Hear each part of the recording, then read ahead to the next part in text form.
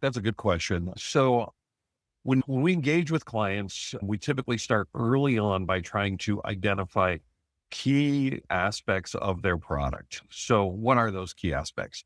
Things like, is there a user interface of some sort?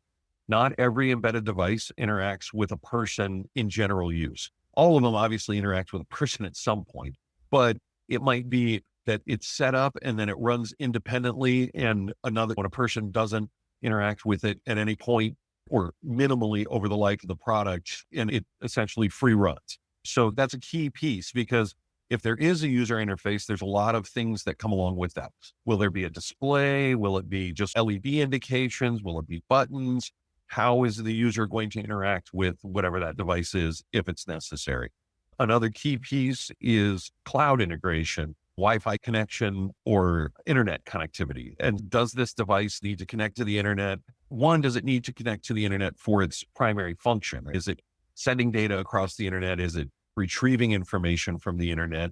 Secondly, is it connecting to a cloud service for sort of device management, data collection, that sort of thing? And if so, what is the preferred mechanism for that? There are a number of ways that devices can be connected to the internet. And the most common certainly is Wi-Fi, but it's not the only one.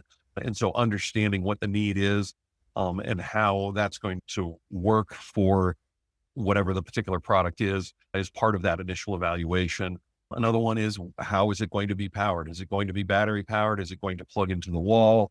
That is instrumental in some of the part selection process. It's also instrumental in developing the code and understanding, trying to get out ahead of that firmware optimization and make sure that if it is battery powered, there's things that implies and there's things that sort of come along for the ride with that.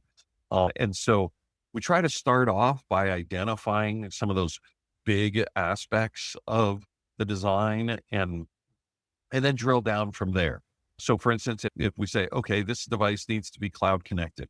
Okay, the next question is what cloud service is it that we're looking to do? How are we going to leverage that cloud service? Is that going to be continuously gathering data?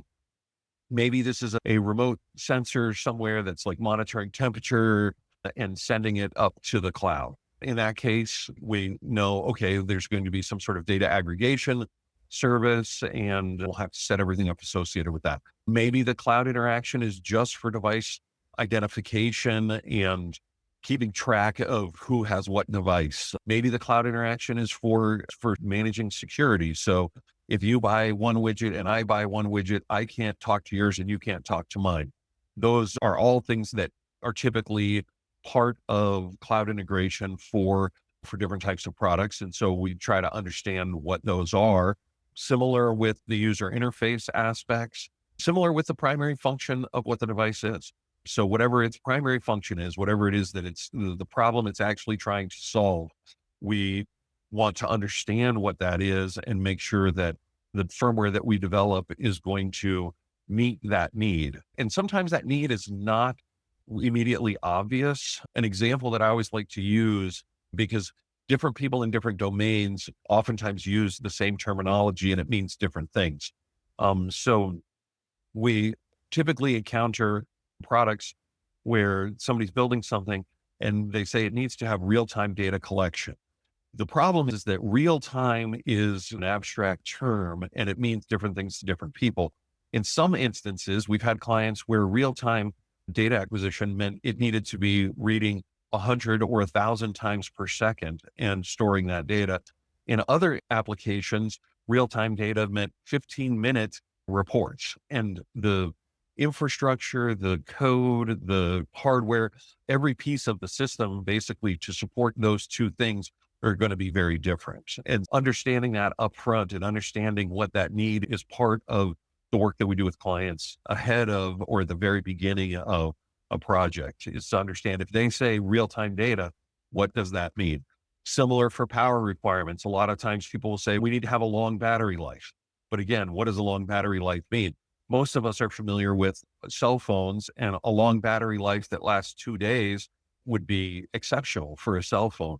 But if the remote for your TV had a battery that lasted 2 days, that would not be acceptable. And understanding what the what the need of the particular application is part of making sure that we develop the firmware that our clients need.